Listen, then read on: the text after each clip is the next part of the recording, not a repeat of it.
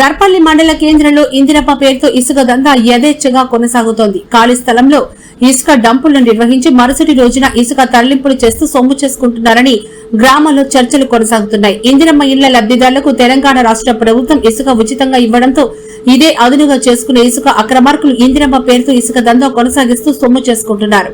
దర్పల్లిలో ఇందిరమ్మ పేరుతో ఇసుక దందా 3 పువ్వులు 6 కాయలుగా కొనసాగుతోంది.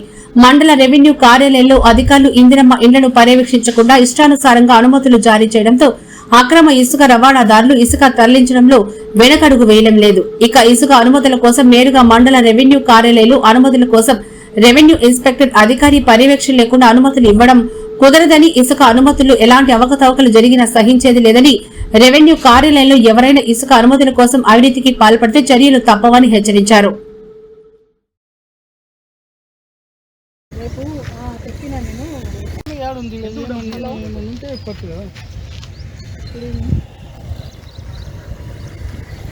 రేపు చెప్పిన నేను